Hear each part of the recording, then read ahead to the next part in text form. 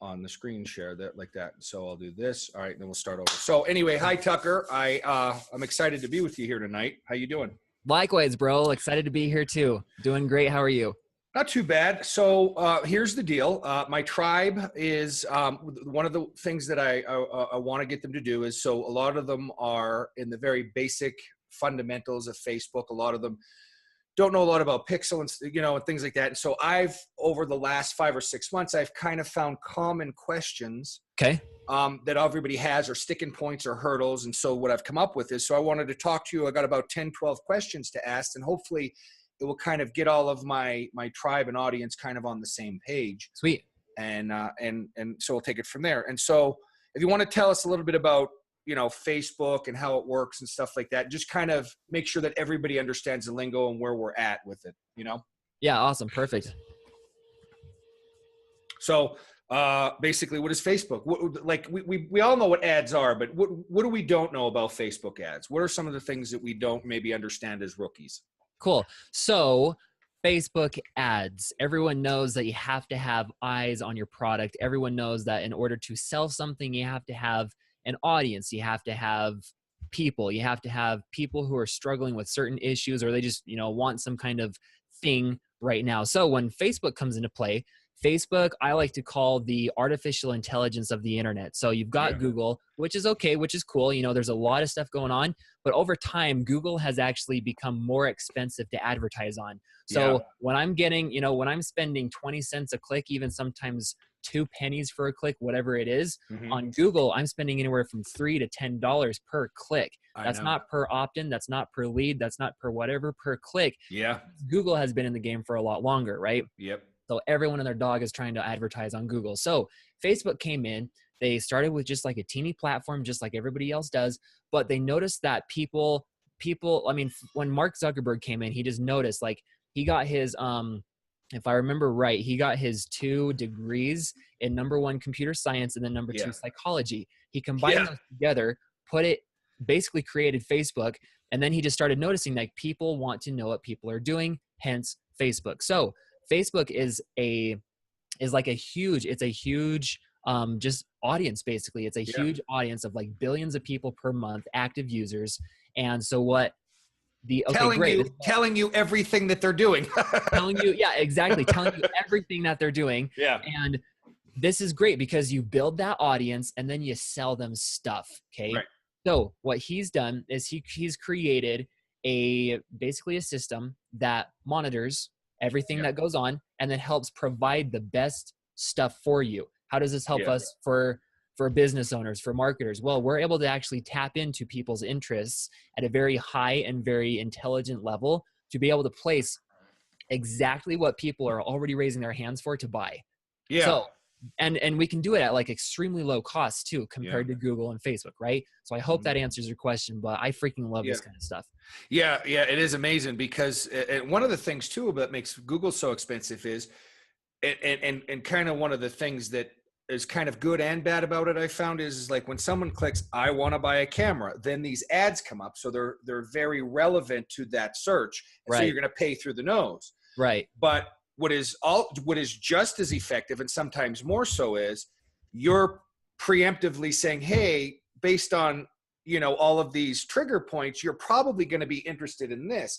And so it's, instead of being a reactive and very expensive, we're being proactive, right? And so it's pennies on the dollar compared to what it costs to go to Google. Yep. And so Google is cool because I've noticed also very high levels of trust when it comes down to advertising on Google, because people are literally typing in what they want and then they go and they find it, right? So that's cool. But it takes a lot of legwork and a lot of like elbow room to be able to Google or try to be able to advertise on Google. So whatever it is, like there's always tons of different methods, but I love Facebook, and that's why I use Facebook primarily as my main traffic source. Oh yeah, I don't even use Google because like if someone puts in self-help, you're automatically going to have to pay the same prices that say Frank Kern would pay, or that guy from Chicken Soup for the Soul. Like you're dealing with massive corporations. So when you're doing, reactive advertising, you've got to deal with all those people. Whereas if you're just creative and a little smart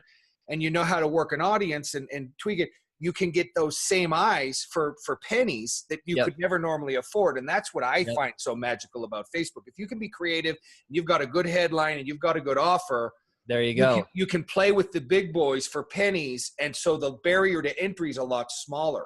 Yes, and you can literally print cash like on demand. It's so crazy.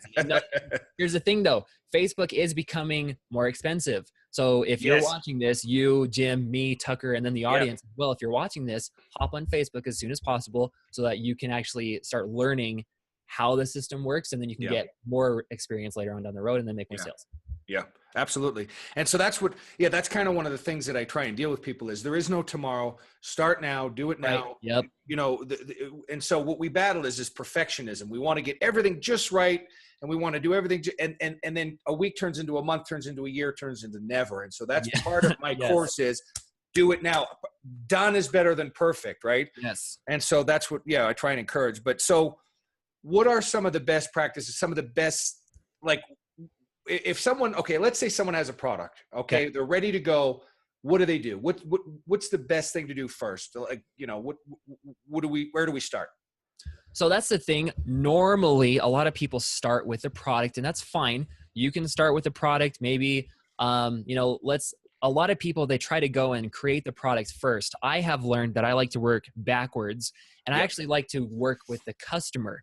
I like to create the customer first. And how do I do this? I simply ask them what they want and then give them what they need. Absolutely. So whatever, because I think we're going to go over this a little bit. So if I'm going too fast, let me know. No, that's okay. I like to start with my customers first. I like to ask them questions. I like to find out their pain points. I like to find out the exact phrases that they're using, what they're talking about. So then I can understand them and come down to their level. That's right. Then what I do is I create an offer from their responses, from all of the questions that I've asked them.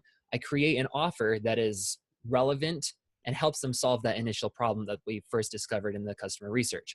Right after that, we then go and create the funnel. So we put the offer inside of the funnel. Then we use Facebook ads, every single sort of traffic that we can. And then after that, once it's all set up, then we scale. Yeah. So let me be a little more clear for you too, so that you know who you're dealing with in this particular group. Is the first thing I do is make them go through the book and then the ask campaign and get all of that done before we even talk. Good. So all of your people are already gone through this. That's awesome. Yeah. So part of the rookie launch. So by the time we get to you, we've already understand what they want, what they need. We've had feedback. We've had a beta course. We've tweaked it. We understand the language. We've done all of the book work. And now we've proofed the concept and everything else. And now we're ready to launch. Okay, good. Yep. So again, with the best practices in. So now that we've gone through all of these steps, now that you've completed everything, when it comes down to Facebook, you want to start with testing audiences. You want to spend as much money as you can in the very beginning, whatever your budget is, and test different audiences. You don't want to go and test creatives. You don't want to go and test images or videos or whatever. You can, but that just makes things way too hard. So best practice number one is test your audiences. Find out which audience is going to be buying the most and at the cheapest cost. And then you can start testing videos. You can start testing images. You can start testing copy, landing pages, etc. Interesting. Okay. So what do you mean by that? Like, how do you test an audience? Like, what do you do? Sure. So let's just say I am, let me put this, let's say I'm trying to sell a dog leash, right? Yeah. So I know that I can go and target different interests inside of Facebook. So let's just say there's two audiences. One is, what's a dog food? What's a dog brand? Like Alpo. I don't know. Alpo. Yeah. I'm going old school. I don't even know if that still exists. Okay.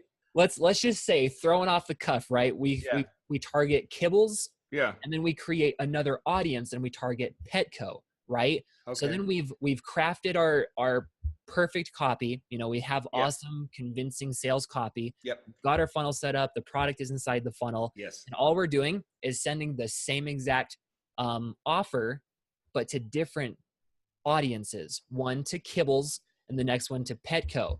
And then we run it for 2 weeks. We run it for 3 weeks. And then we watch the data. Let's just say we're getting lower cost per click and more leads or more sales or whatever our offer is for Petco compared to Kibbles. So what we'll do is we'll kill Kibbles and then we'll increase Petco, because now we've found our buying audience, and then we can start testing everything else that I talked about. So the creative, Right. the videos, the landing pages, etc. Okay. Gotcha. Okay. Okay, that's interesting. Yeah, that's good to know. I'm glad to know. So let's say that a woman wanted to, or someone had a diet product or a diet weight loss or fitness There you product. go. Yeah. And so what you're saying is, would different audiences be like, I'm going to test, is it just interests, or would I test 20 to 40-year-olds and then 30 to 50-year-olds and that like that? Or would it be Yep. interest only? Would it be like people who like, Julian Michaels and then people who like Arnold Schwarzenegger or something like that? Like, how So would that work? depending on the budget, Yeah. I've ran ads for, $1,000 per day. I've ran ads for $5 per day. It doesn't, Yeah. it matters, right? So if depending on your budget, I like Mhm. to split test everything as much as I can. So I actually split test interests, and I split test those interests according to demographics and age groups. So Okay. males, so I'll go and males between 18 and 25, males between 30 or 26 and 35, all the way up to 65, right? If that's what my budget requires. And then Yeah. I'll do the same thing, but for female. And then I'm Mhm. going to find out the exact age group and the exact gender who's going to be attracted to this interest. And let's just say I go and I target Jillian Michaels, right? Because she's the Yeah. fitness chick guru, right? Yeah. So I'll split test women, age groups, or sorry, I'll target men. I'll split. Sorry, I'm just trying to figure out this in mind. Yeah. So age groups, and then gender, and then interest. I'll split test all of those against the interest. Does that make sense? Yes. And Okay, so good. then, so what you might find is that Jillian Michaels is doing better than this other person, Yeah. Yep. but you notice that this other person got more interest between 25 and 35. So you Or might, males, right? or Yeah. male. And then So you'll Jillian bring that Michaels. over. Yeah. Exactly. And then whatever's not working, we want to obviously cut those bad ads, boost Yeah. the good ads, and then so forth. So another thing, the relevancy score. A lot of people say, it doesn't matter. I personally like it because then it shows how relevant the offer is. But then Yeah. if people are actually clicking report on my ads, right? Yeah. So that tells me, okay, cool. If it's above a 6 after reaching 500 people, you're golden, let it run. If it's below 6 and you've reached 500 people, for the relevancy score, kill it. You haven't done enough customer research. Your ad copy is not relevant. Your Okay. funnel or messaging is off, or the offer it's not congruent with Right. So if you get it running and that relevancy score doesn't go up or drops or stays below 6, that means that all of it's bad and you need to go rethink your offer or your copy or something like that, and then just start over. Yep. So my 5-step method, if you're having issues on the ads, Yeah. which is step 4, it's because steps 1, 2, and 3 need work. Okay.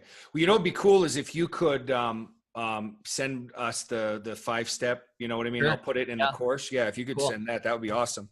And then, we'll talk about it. Okay. So, well, then that kind of answers my other question, which was how do you know when to call it quits? Whenever you give up too soon or too late? That was perfect. So if we've gone to 500 people and we can't get above 6, then we know to quit it and call it quits. Cut it. Okay. Yep. And so then that leads me to this question is how do we know when to scale? How do we know when to stop spending the 10 or the 15 or the $20 a day and now start going up in our, and scaling money? How do we know when to start doing that? So just keep the mindset, you're going to spend money. So just have a marketing budget. Know that every single month you are going to spend this much amount of money to collect data, to run ads, to run paid traffic, and just whatever. That has to be instilled in your mind. Because if not, you're just going to freak out like, oh my gosh, I spent $5. Every single $5 that you spend on Facebook is going to be golden. Priceless data. It's priceless data, and you're building up your pixel.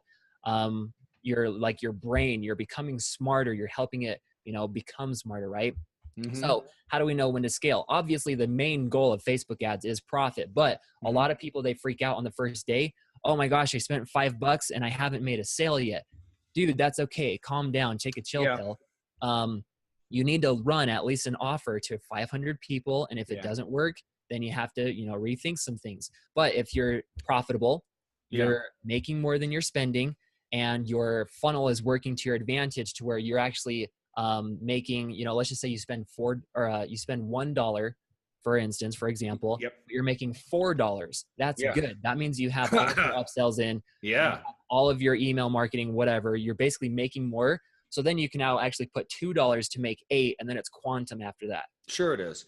Okay. And so what we would do is that, well, first off, yeah, in other words, this is your life. So what I try and tell everybody that asks me, or that I have any, that in my little circle of influence, is you couldn't spend $1,000 and get a dream team to come back with this much data that you can with a Facebook artificial intelligence, right? Right. And so if you spend 1,000, in order to replicate that with human eyeballs and calculating this data, it would probably cost, what would you say, 20 grand to correlate all this information? Oh yeah. And so, yeah. Well, so yeah. businesses actually, companies actually buy other businesses for data just alone, meaning, Right.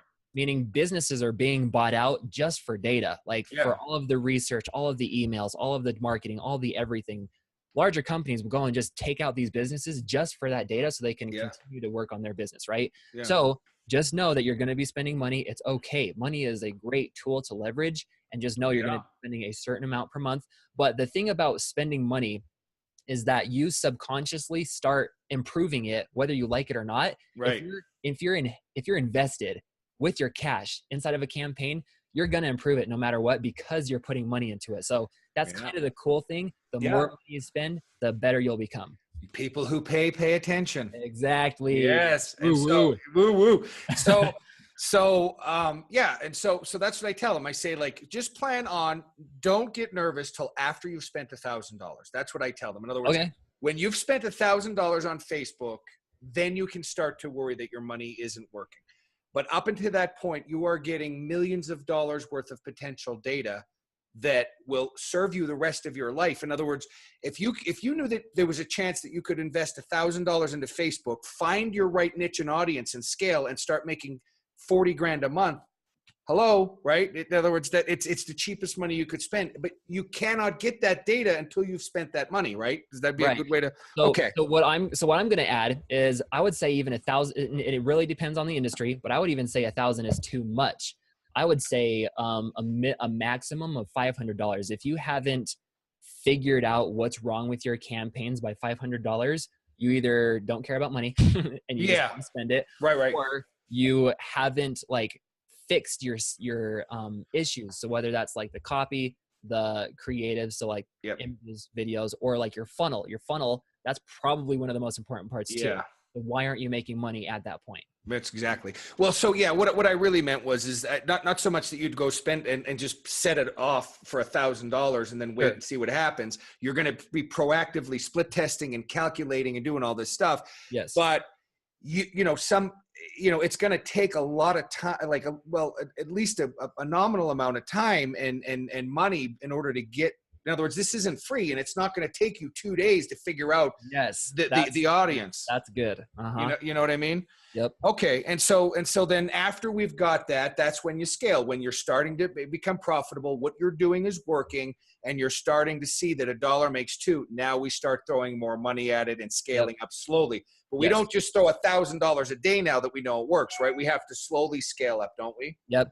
It's a baby. We're on this earth for 100 years, moderation and everything. So the same thing should be done with advertising. So you don't want to go too fast. You don't want to scale from like $5 a day to $100 a day, because that's like, people can only work as fast as they're able to. Why push a machine to do the same thing as well? Does that make sense? Yeah. Well, somebody told me, so this part, I really have to depend on you because I know nothing about this part, but they said that as your pixel learns and it starts calculating, if you start upping the budget too fast, it kind of throws off the data where now it's trying to, like, you're telling Facebook, I want to spend $100 a day now. And so the pixel's going like, well, okay, maybe I'll try this and maybe I'll try this. Whereas if you incrementally, someone told me 15, 20%, or is it 10% a day? It helps to make sure that everything's flowing properly and that the pixel's not starting to guess because it's not trying to spend more money than it normally would. Is that right? Yeah, that's a good way, but it also depends on whether you're targeting like a national. So like if I'm targeting Facebook ads on a national level is completely different compared to Facebook ads on a local level.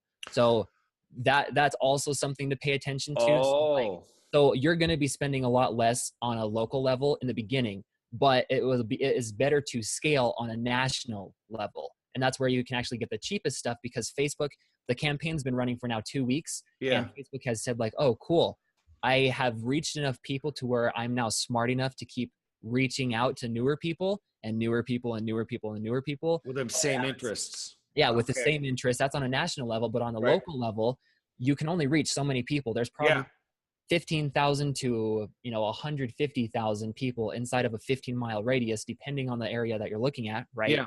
So your audience is going to die off quicker. So that means you actually need to create new offers and keep. There's a lot more work, I would say, in local advertising, because you have to keep like revamping the ads and offers to keep people interested than there is on a national level.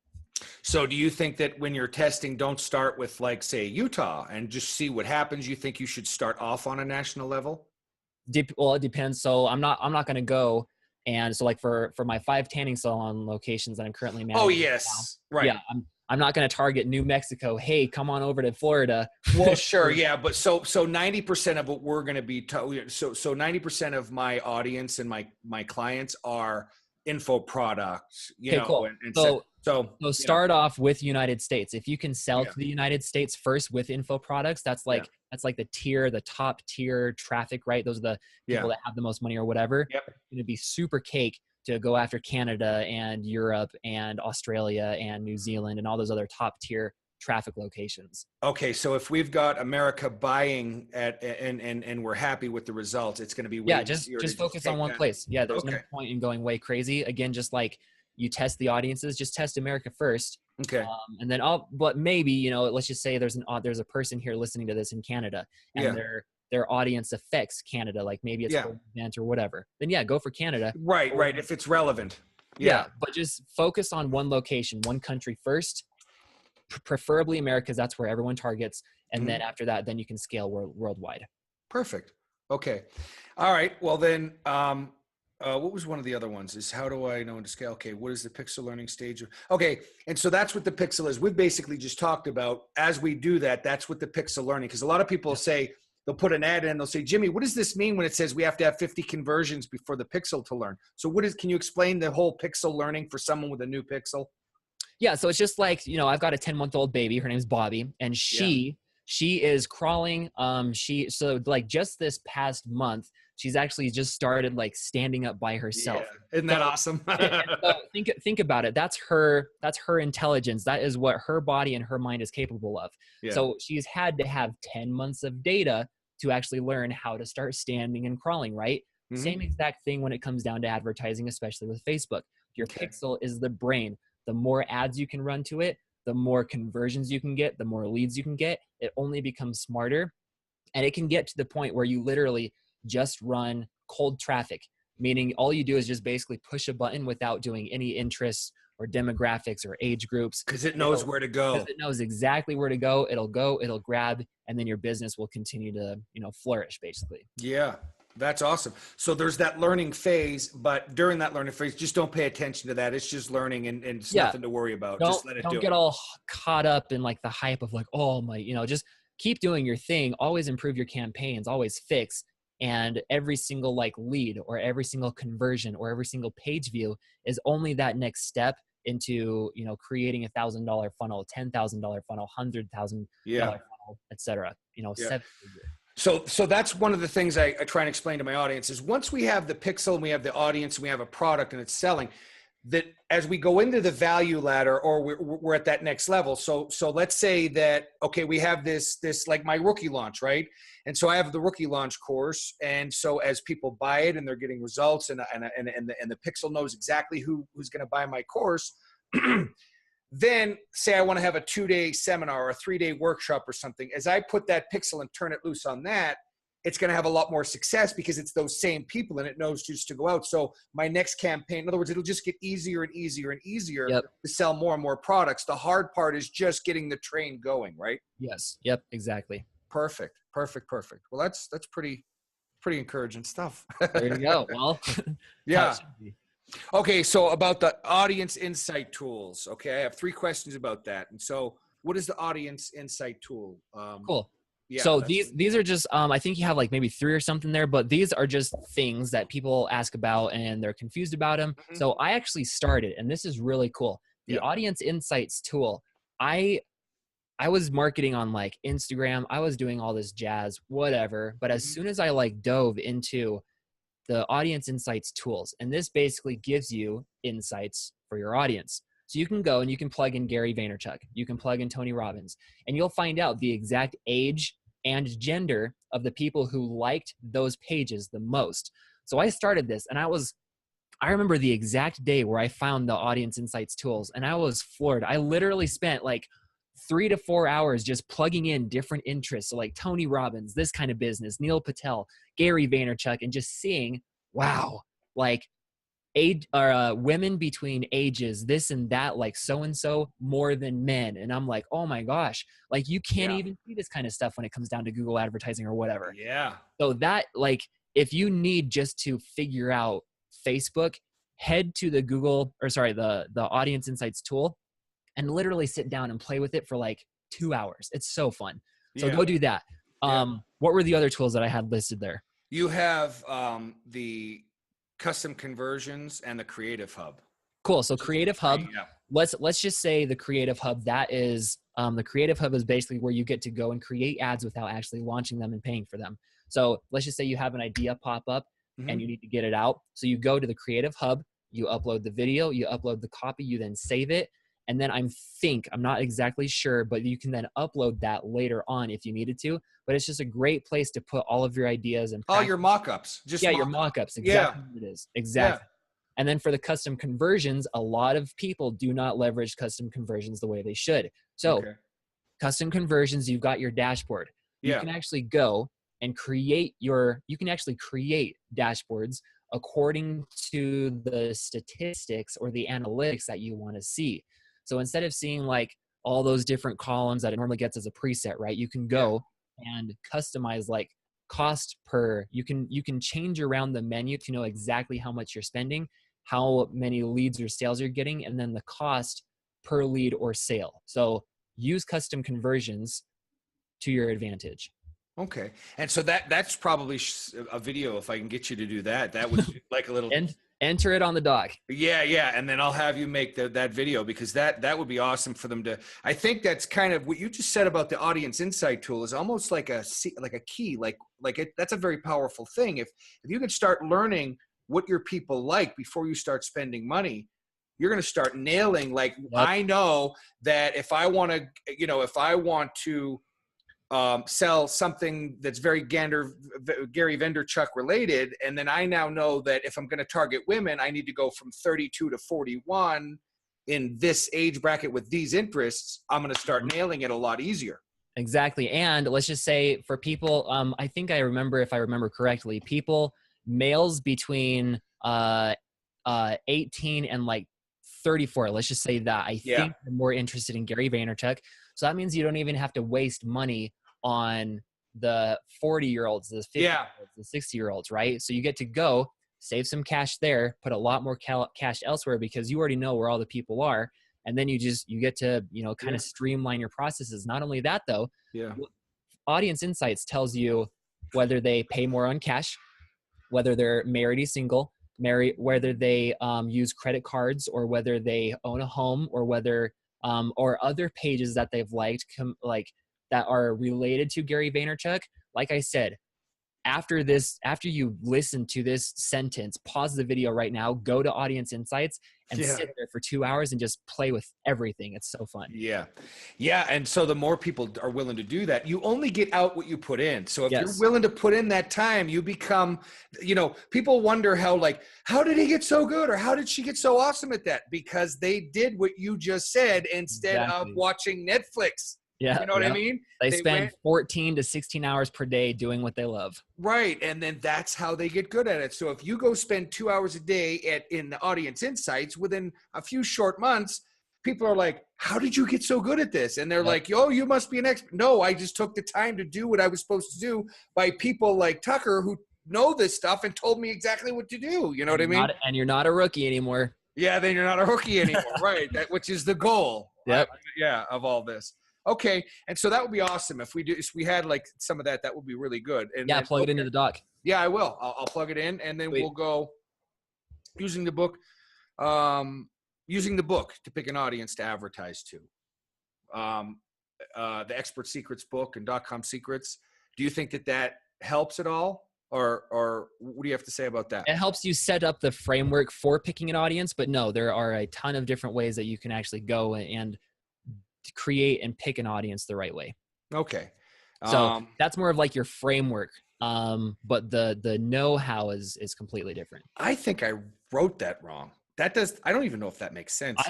I saw it. I was like, oh, I hope he knows what that is. Cause I don't. No, actually guys, I think that's a mistake because it was 11:30 at night when I wrote these questions. Okay. You know, so it's all good. I think that one was, I don't know what I was spoken there. Okay.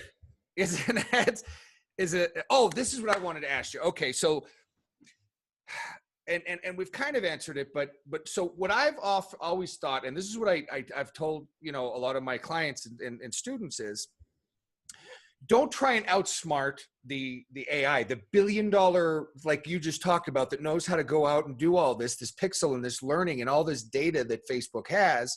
Right. You don't need to try and get around that. In other words, like there's no shortcuts to that learning and to letting that thing do its job. Don't keep playing with it. Like from what I understand is you don't want to, once you get it going, let it do its thing. Don't keep throwing hurdles in its way or or stopping the ads and then restarting the ads and doing this and doing that. What can you tell us about that? So just as a rule of thumb, I like to keep my ads to run at least a week, meaning I'll go and I literally commit to myself, I'm going to let these run a week before I even think about touching it. Okay. Preferably 2 weeks, but it also depends on the offer. I've launched some campaigns and within the first 10 minutes, I've gotten 2 leads because the offer was on point, right? So it really just depends, but just keep everything simple. Don't go all crazy. Learn like the basics of what needs to happen and then continue to basically learn more about your business and what your people want and then just give it to them. Very simple.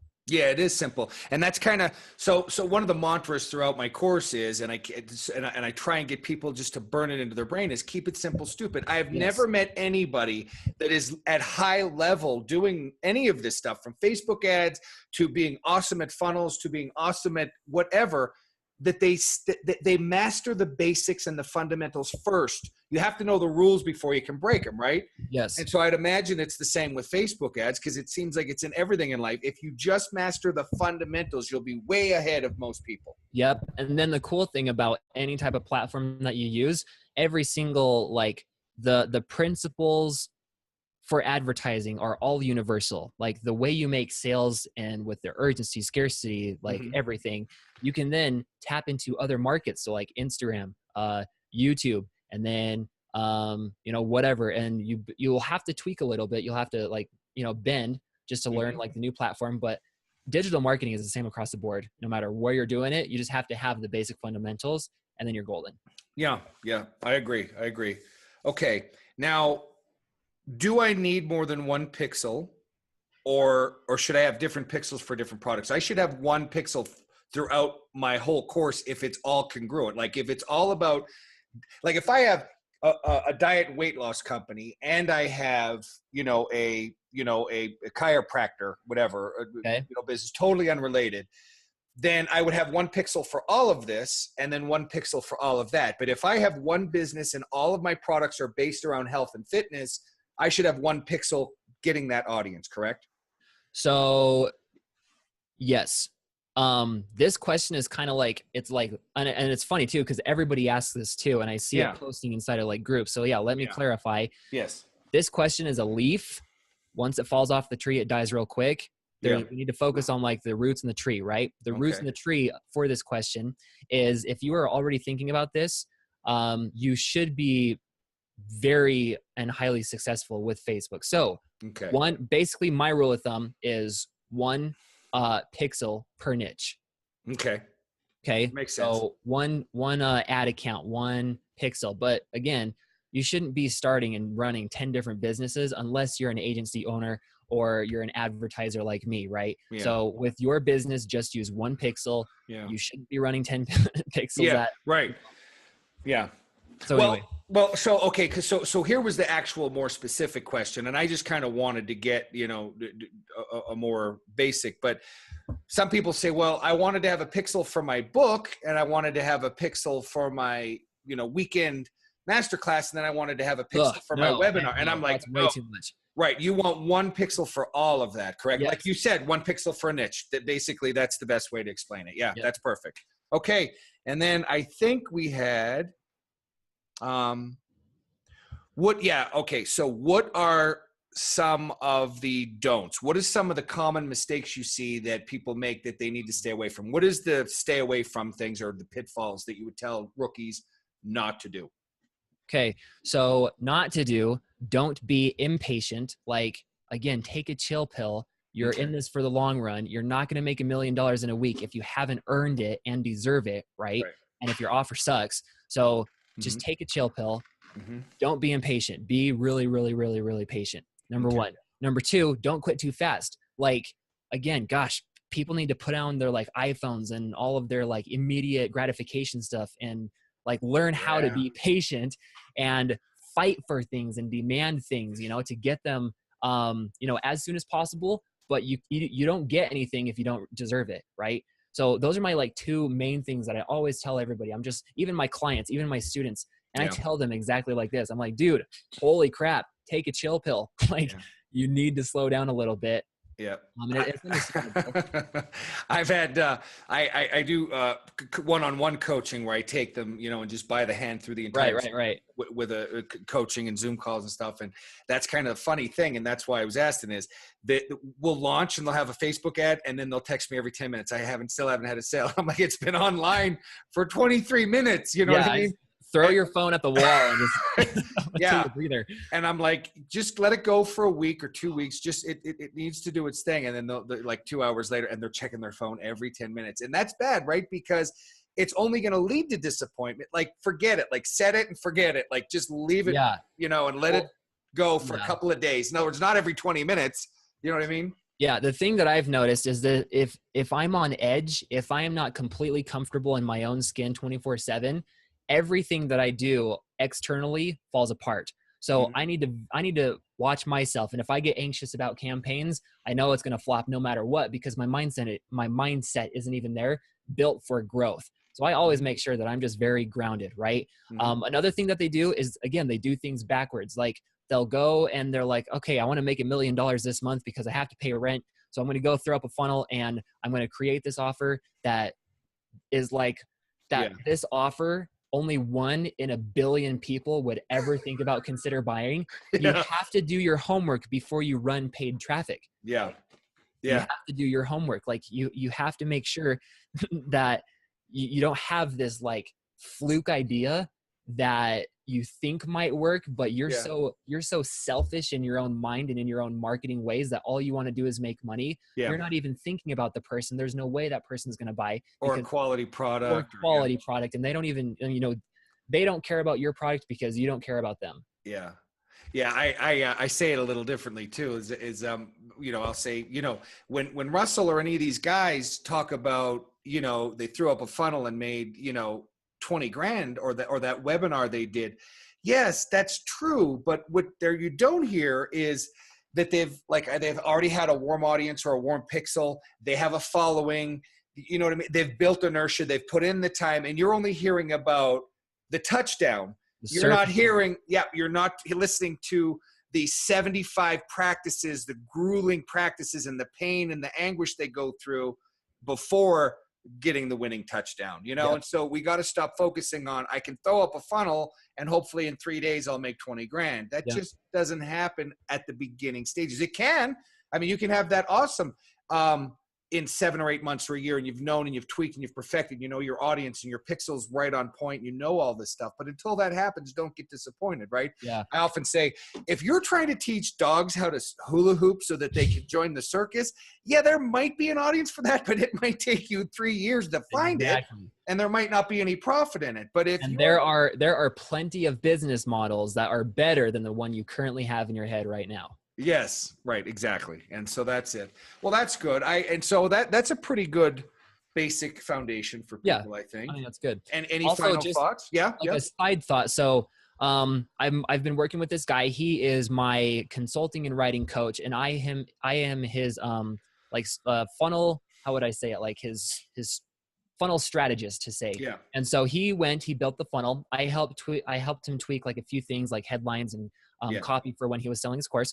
So he had a course launch just selling a $297 masterclass. So like a recording plus a lot of PDFs, right? And so I had no idea about this. Like he was going and crushing things out, and I was kind of sitting there on the sidelines, but he came to me and he tagged me in a post, and he just wanted to say, hey, I wanted to thank Tucker Ferwerda for helping me add an extra $83,000 into my pocket during the past 3 months. And I was like, holy smokes. So during this whole time, I critiqued his ad copy, I critiqued his headlines, but he had already built a warm to hot, very hot following that it was very simple to make that much money in such a short amount of time. But it's because he's been doing this for already years in advance, right? And so all I did was help tweak a few things, then it happened.